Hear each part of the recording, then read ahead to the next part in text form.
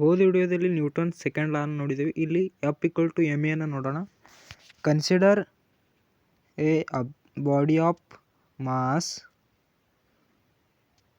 Small M moving velocity v.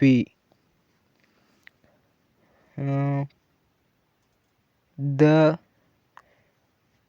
momentum is given by P equal to mv. equation 1 ಅಂತ ತೆಗೆದುಕೊಳ್ಳೋಣ. Let dp by dt rate of change of body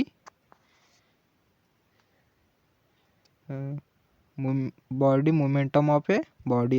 The rate of change of momentum of a body according to Newton's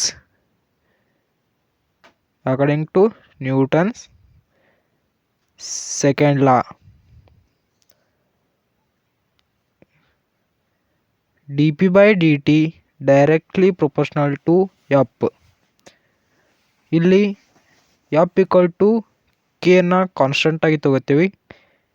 f equal to k dp by dt where k is proportionality constant.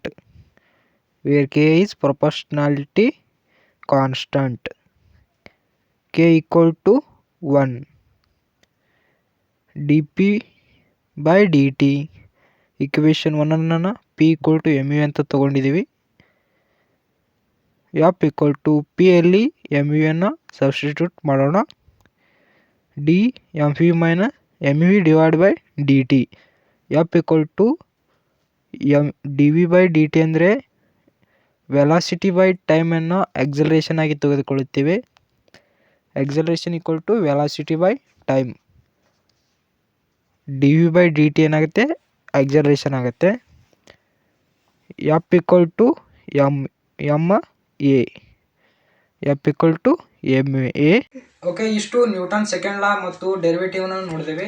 ಇನ್ನು Newton third ಲಾನ ನೋಡೋಣ. Newton third ಲಾ ಒಂದೇಂದ್ರೆ ಕ್ರಿಯೆಗೆ ತಕ್ಕ ಪ್ರತಿಕ್ರಿಯೆ. ಇದೇ Newton third law. To every action there is an equal and opposite reaction.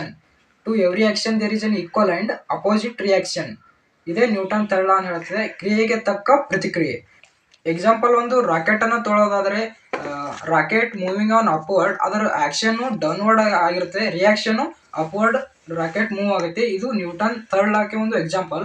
ಅಥವಾ ಆ swimming in swimming pool ಅಂದ್ರೆ swimmer swim ಮಾಡೋದು ಆಕ್ಷನ್, ಅವ ಅಪ್ವರ್ಡ್ ಮುಂದೆ ಹೋಗೋದು ರಿಯಾಕ್ಷನ್. ಇದು ಕೂಡ ನ್ಯೂಟನ್ ಥರ್ಡ್ ಲಾಗೆ ಎಕ್ಸಾಂಪಲ್ ಆಗುತ್ತೆ. ಓಕೆ, ಇಷ್ಟು most important Newton first law, second ಲಾ, ಥರ್ಡ್ ಲಾ ಬಗ್ಗೆ ನೋಡಿದ್ದೀವಿ. ಯಾರು ನಮ್ಮ ಚಾನಲ್ನ ಸಬ್ಸ್ಕ್ರೈಬ್ ಮಾಡಿಲ್ಲ, ಸಬ್ಸ್ಕ್ರೈಬ್ ಮಾಡಿ, ಬೆಲ್ ಐಕನ್ ಕೂಡ ಪ್ರೆಸ್ ಮಾಡಿ. ವಿಡಿಯೋ ಇಷ್ಟ ಆದರೆ ಲೈಕ್, ಶೇರ್, ಸಬ್ಸ್ಕ್ರೈಬ್ ಮಾಡಿ. Thanks for watching video.